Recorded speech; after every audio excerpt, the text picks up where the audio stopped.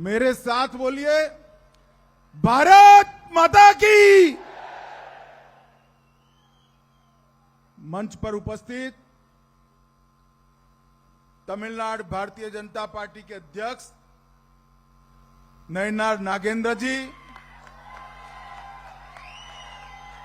हमारे यशस्वी पूर्व अध्यक्ष श्री के अन्नामलाई जी,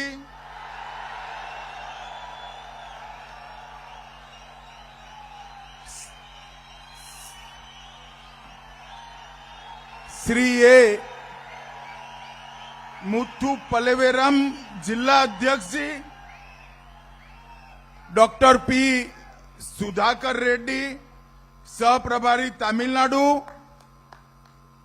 अरविंद मेनन राष्ट्रीय सचिव, श्री पोन राधाकृष्णन पूर्व सांसद, श्री एम.आर. गांधी, आगे आओ गांधी, जोर से ताली बजाओ गांधी जी के लिए, वेगमा कई तட்டுங்க। श्री एम.आर. गांधी विधायक, डॉक्टर तमिलसाई जी, श्रीमती वानथी श्रीनिवासन, श्री आर शरद कुमार जी, और आज इस विशाल कार्यकर्ता सम्मेलन में तमिलनाडु की 4 सीटों से आए हुए मेरे बूथ के सभी कार्यकर्ता, भारतीय जनता पार्टी के सभी मालिकों को मैं प्रणाम करता हूं। மேடையில் வீற்றிருக்கும் அனைத்து தலைவர்களையும் வணங்கி வரவேற்று இந்த நிகழ்ச்சியில் கலந்து கொள்வதற்காக 4 பெருங்கோட்டங்களிலிருந்தும் மிக திரளாக வந்திருக்க பாரதிய ஜனதா கட்சியின் பூத் சொந்தங்கள் அனைவரையும் வணங்கி வரவேற்று மகிழ்கிறேன்। सबसे पहले मैं तमिलनाडु की धरती पर महान तमिल भाषा में बात नहीं कर पा रहा हूं, इसलिए आप सभी की क्षमा मांगता हूं। இந்த மிக புண்ணிய பூமியான தமிழகத்தில் தமிழ் மக்களாகிய உங்களிடத்தில் தமிழ் மொழியில் பேசவில்லை என்ற வருத்தம் எனக்கு இருக்கிறது। அதற்காக உங்களிடத்தில் முதலில் மன்னிப்பு கேட்டுக்கொள்கிறேன்। यह भूमि वीरता, संस्कृति और अनुग्रह की भूमि है। यह भूमि को भी मैं प्रणाम करता हूं। இந்த மண் சரித்திர முக்கியத்துவம் வாய்ந்தது, வீரம் மிக்கது, பண்பாடு மிக்கது, கலாச்சாரம் மிக்கது। முதலில் தமிழக மண்ணை வணங்கி என் உரையை தொடங்குகிறேன்।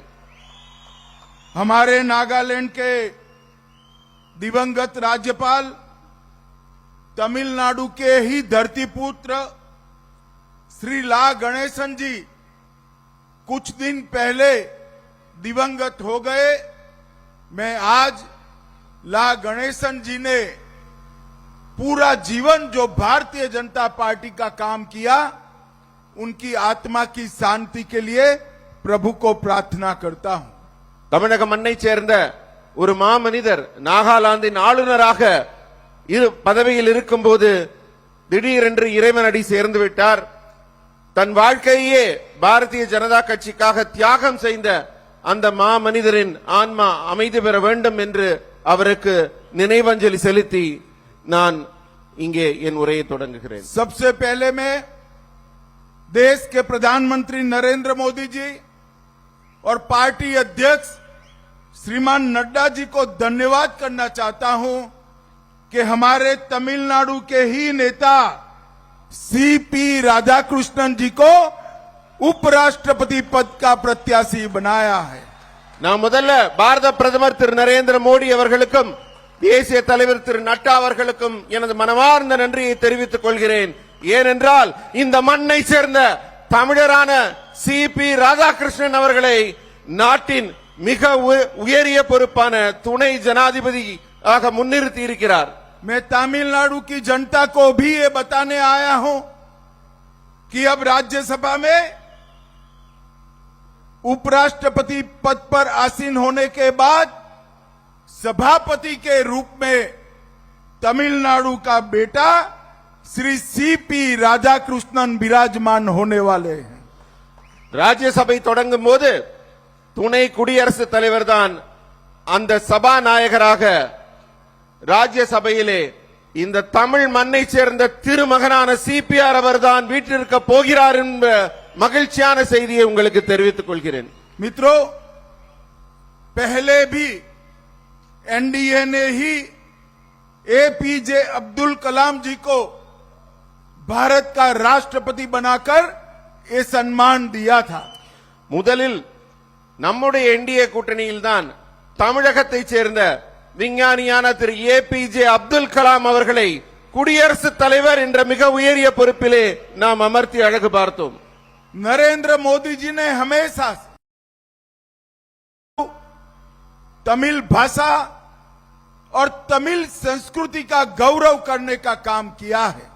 நமது பிரதமர் மோடி அவர்கள் எந்த காலகட்டத்திலையும் தமிழ் மண்ணையும் தமிழ் மக்களையும் தமிழ் மொழியையும் தமிழுடைய முக்கியத்துவத்தையும் உணர்ந்தவராகத்தான் இருந்திருக்கிறார். अभी अभी मोदी जी ने महाराज राजेंद्र चोल ने वर्षों पहले गंगईकोंडा चोलापुरम मंदिर का निर्माण शुभारंभ किया था. इसके उपलक्ष्य में भगवान बृहदेश्वर का अभिषेक कर कर गंगा का पानी लेकर जैसे राजा चोल आए थे, मोदी जी ने भी वहां श्रद्धांजलि देकर मंदिर का महिमा मंडन करने का काम किया. தமிழ் மண் மொழி மக்கள் பண்பாடு இதையெல்லாம் பாதுகாத்து வரும் நம் பாரத பிரதமர் மோடி அவர்கள் இப்பதான் சமீபத்தில் தஞ்சையில மிக பிரபலமான நம்முடைய சோழ மன்னர் ராஜேந்திர சோழன் அவர்களின் நினைவை கொண்டாடும் வகையிலே கங்கை கொண்ட சோழபுரத்தில் அவருடைய திருவுருவச் சிலை நிறுவி அவருடைய நினைவை போற்றி மாபெரும் விழா எடுத்தார்.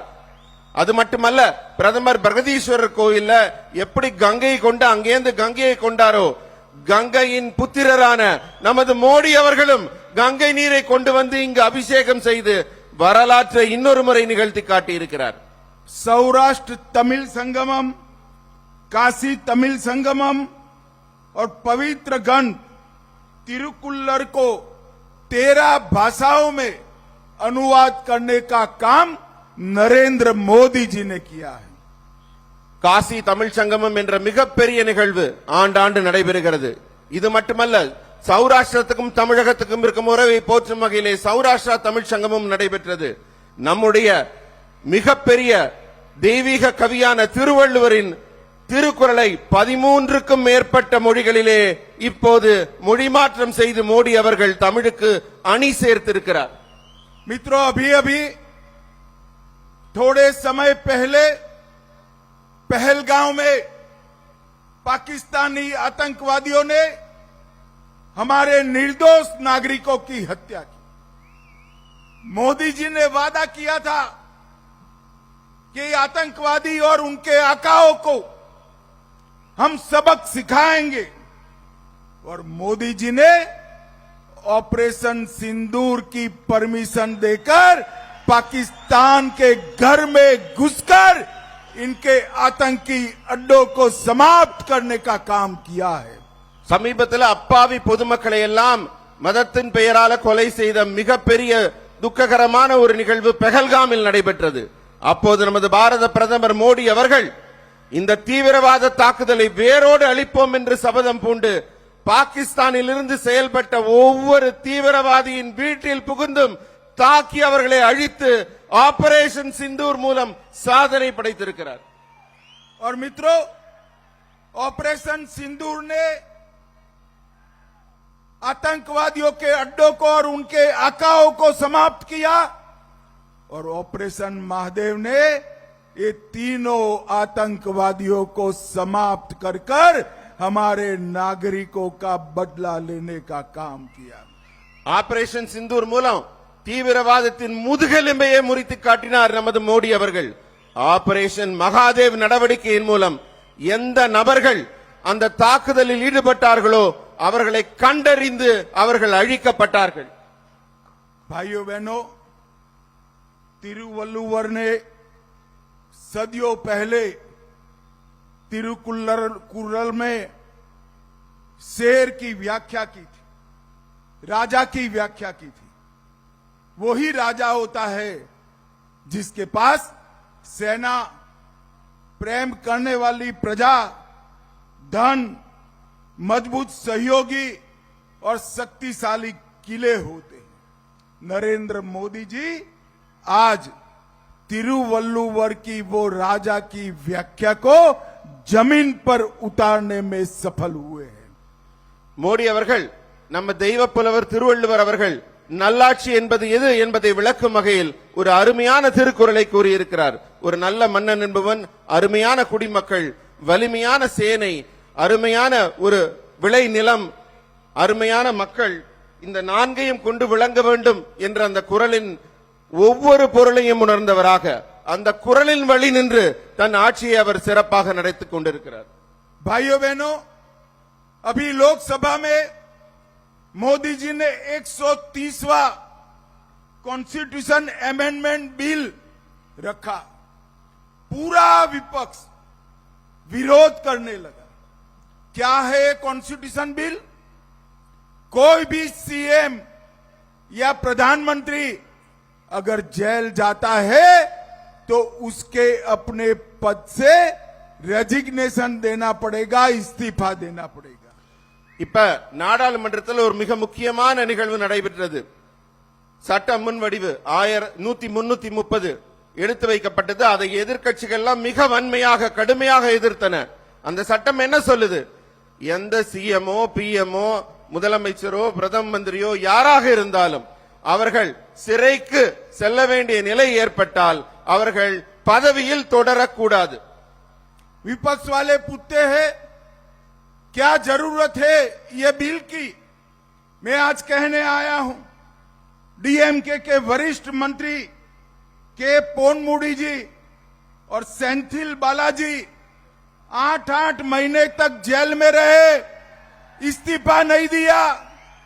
मुझे बताइए, जेल में रहकर सरकार चला सकते हैं क्या? அதாவது நாடாளுமன்றத்தில் எதிர்க்கட்சிகள் எல்லாம் குதிக்கிறாங்க, துள்ளி குதிக்கிறாங்க, இப்படி ஒரு சட்டம் வரக்கூடாதுன்னு. நான் நேரடியாக கேட்கிறேன், தமிழகத்தின் அமைச்சர்களாக இருக்கிற பொன்முடியாக இருக்கட்டும், செந்தில் பாலாஜியாக இருக்கட்டும், ஒருவர் 8 மாதத்துக்கு மேலேயும் இன்னொரு மிக பல மாதங்களும் சிறையில் இருந்திருக்கிறாங்க. ஆனால் சிறையில் இருப்பவர்கள் ஆட்சியாளர்களாக இருக்க முடியுமா? जरा जोर से बोलिए, जेल में रहकर सरकार चलानी चाहिए क्या? ஜெயில இருந்துகிட்டே ஆட்சி நடத்தணுமா? ये डीएमके वाले 130वें कॉन्स्टिट्यूशन अमेंडमेंट बिल को ब्लैक बिल कहते हैं। अरे स्टालिन बाबू, ये बिल को ब्लैक बिल कहने का आपको कोई अधिकार नहीं है, क्योंकि आप तो ब्लैक डीड करने वाले मुख्यमंत्री हो, काले काम करने वाले मुख्यमंत्री हो। நான் ஸ்டாலின் அவர்களுக்கு சொல்லிக் கொள்கிறேன், 130வது சட்ட முன்வடிவை கடுமையாக எதிர்க்கிறீர்கள். அது எந்த அளவுக்கு சொல்ல போறாருன்னா கருப்பு சட்டம்னு ஸ்டாலின் அவர்கள் சொல்றார். நான் சொல்றேன், ஐயா, கருப்பு சட்டம் சொல்றதுக்கு உங்களுக்கு எந்த அதிகாரமும் இல்லை. ஏன்னா நீங்க இருட்டு நடவடிக்கையில, கருப்பு நடவடிக்கையில ஈடுபடுபவர், உங்களுக்கு அதை சொல்ல எந்த உரிமையும் இல்லை. भाइयों बहनों, आने वाले दिनों में तमिलनाडु में बीजेपी, एआईडीएमके और एनडीए के साथियों की सरकार बनने जा रही है। அன்பான சகோதர சகோதரிகளே, வருங்காலத்துல நம்ம பிஜேபி, ஏஐடிஎம்கே இவர்கள் கூட்டணியில் இருக்க என்டிஏயின் ஆட்சிதான் அமைய இருக்கிறது. ये डीएमके सरकार पूरे देश में सबसे करप्ट सरकार है। இந்திய நாட்டிலேயே மிக பெரிய ஊழல் ஆட்சி என்றால் இங்கு நடைபெற்றுக் கொண்டிருக்கிற திமுக ஆட்சிதான். इन्होंने ढेर सारे घोटाले किए हैं। இவங்க ஏராளமான ஊழல்களை இன்னும் தொடர்ந்து செய்து கொண்டே இருக்கிறார்கள். TASMAC scam, sand mining scam, BGR scam, ELT infrastructure scam, transport department का स्कैम, नोबल स्टील का scam, nutrition kit scam, free dhoti scam, cash for job scam, red sand smuggling scam और मनरेगा में गरीब तमिल भाइयों बहनों का पैसा भी ये डीएमके एंड कंपनी खा गई। இந்த திமுக அரசு ஊழல் பட்டியல சொன்னா நீண்டுகிட்டே போகும். டாஸ்மாக் ஊழல், பிஜிஎம் ஊழல், எல்காட் ஊழல், டிரான்ஸ்போர்ட்ல ஊழல், சாண்ட் மைனிங்ல ஊழல், அதுக்கப்புறம் இன்னும் சொல்ல போனா இலவச வேட்டி சேலை கொடுக்கறதுல ஊழல், கேஷ் ஃபார் வேலை கொடுக்கறதுக்கு பணம் வாங்குறதுல ஊழல், சிவப்பு மண் ரெட் சாண்ட் திருடுறாங்க. எல்லாத்துக்கும் மேல ஏழை மக்கள் சம்பாதிக்கிற மன்ரேகா ஸ்கீம்ல கூட அவங்க ஊழல் செய்து அவங்க ஊழலின் உச்சத்தை தொட்டு கொண்டிருக்கிறார்கள்.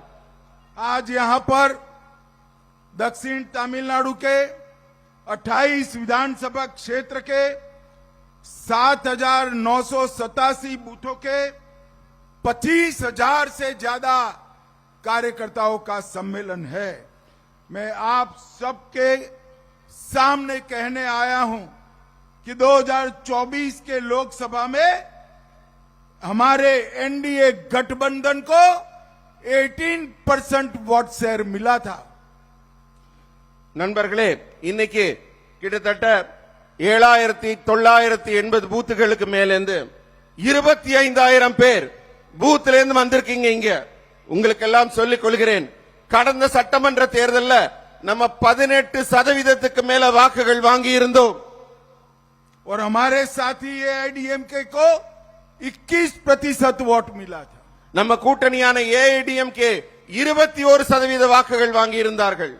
दोनों का टोटल करते हैं तो लगभग 39% वोट एनडीए का होता है। வெறுமன இரண்டையும் கூட்டி பார்த்தாலே நம்ம 39% வாக்குகளை மிக எளிமையாக பெற்றுக் கொண்டிருக்கிறோம். एनडीए का एआईडीएमके के साथ गठबंधन केवल राजनीतिक समझौता नहीं है, तमिलनाडु के विकास का एक नया रास्ता है। என்டிஏ கூட்டணி வெறும் அரசியல் கூட்டணி அல்ல, அதிமுகவோட இருக்கிறது. தமிழ்நாட்டை மேன்மை அடைய செய்ய, வளர்ச்சி அடைய செய்ய, தமிழ் மக்களை முன்னேற்றுவதற்கான கூட்டணி.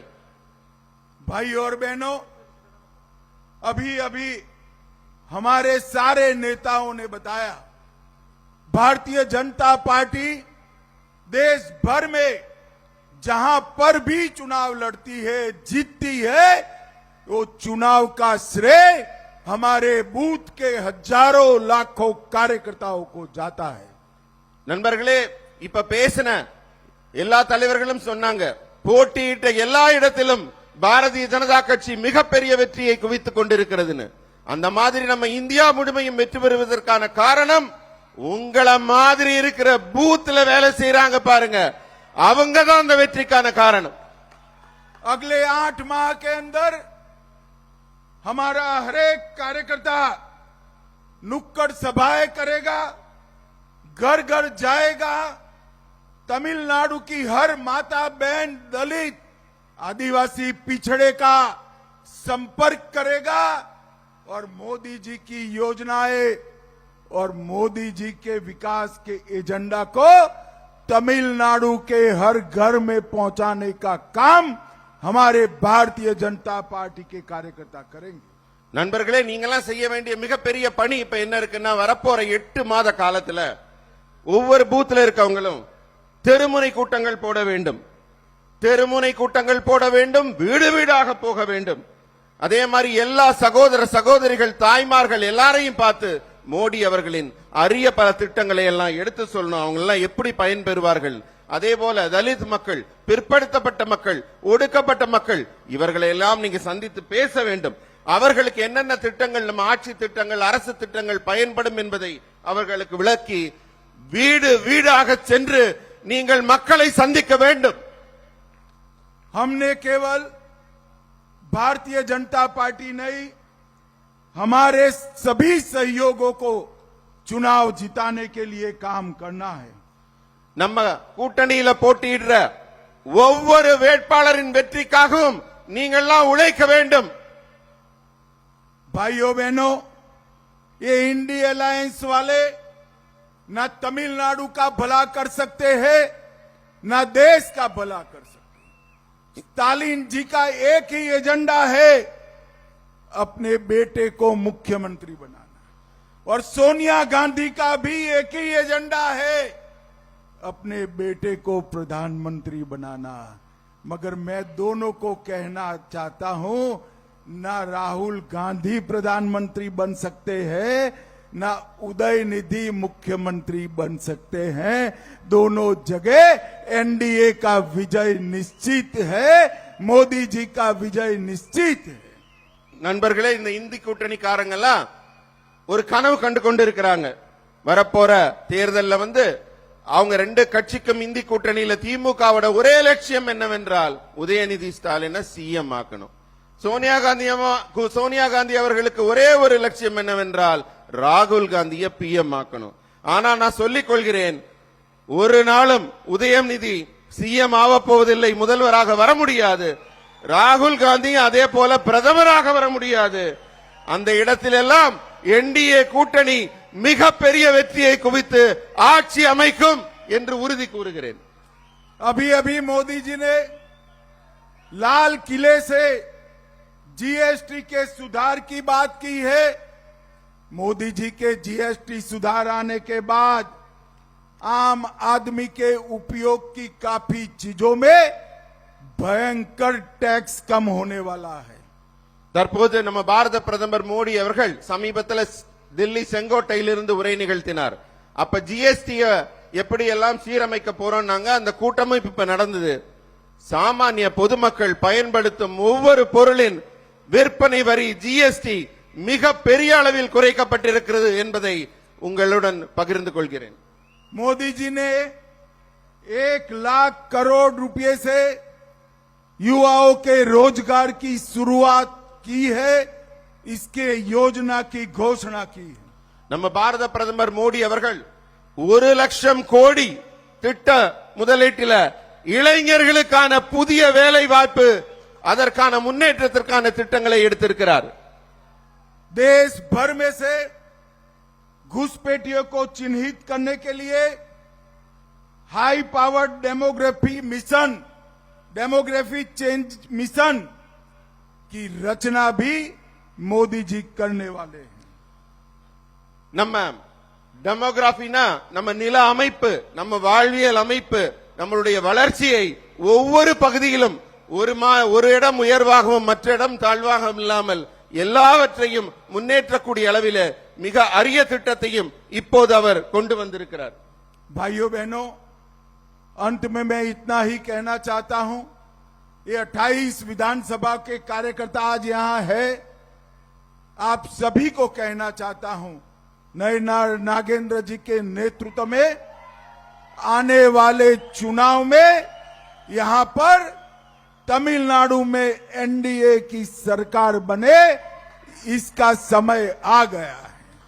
डीएमके को उखाड़कर फेंकने के लिए भारतीय जनता पार्टी का एक एक कार्यकर्ता आज से लेकर चुनाव तक अपनी कमर कस ले और मोदी जी के नेतृत्व में भारतीय जनता पार्टी और एनडीए को विजय दिलाने के लिए संकल्पबद्ध हो। நண்பர்களே, இங்கே 28 சட்டமன்ற தொகுதியிலிருந்து ஒவ்வொரு பூத்திலிருந்தும் நீங்க எல்லாம் வந்திருக்கீங்க. வரப்போற வெற்றியை நீங்க முன்னறிவிப்பு செய்வதற்காக இங்க வந்திருக்கிறீங்க. இங்க வரப்போற தேர்தல்ல டிஎம்கேவை வேரோடு பிடுங்கி எறிந்து என்டிஏவின் வெற்றியை அறிவிப்பதற்காக நீங்கள் வந்திருக்கிறீர்கள். என்டிஏவின் மிகப்பெரிய வெற்றியை உங்கள் ஒவ்வொருவரின் உழைப்பால் தான் கொண்டு வர முடியும். मुझे बताइए, आप लोग अपने अपने बूथ में परिश्रम से हमारा समर्थन जुटाएंगे? நீங்க எல்லாரும் ஒவ்வொரு பூத்திலையும் உங்களுடைய உழைப்பால் பெரிய வெற்றிக்கான மாற்றத்தை உருவாக்குவீர்களா? சொல்லுங்க பதில். एनडीए सरकार बनाएंगे? என்டிஏ ஆட்சியை உருவாக்குவீங்களா? डीएम के सरकार उखाड़ कर फेंकेंगे? डीएम का ஆட்சியை வேரோடு பிடுங்கி எறிவீர்களா? मोदी जी को विजयी बनाएंगे? मोदी जी வெற்றியாளராக கொண்டாடுவீர்களா? तो मेरे साथ दोनों हाथ उठाइए, उठाइए दोनों हाथ. எல்லாரும் ரெண்டு கையை உயர்த்துங்க, உரக்க சொல்லுங்கள். विजय के संकल्प की मुट्ठी भींचिए வெற்றிக்கான முழக்கத்தை முன்னெடுங்கள் और प्रचंड आवाज से बोलिए भारत माता की ஜெய் वंदे மாதரம் वंदे वंदे। आप सभी का बहुत बहुत धन्यवाद। वणक्कम। நன்றி வணக்கம்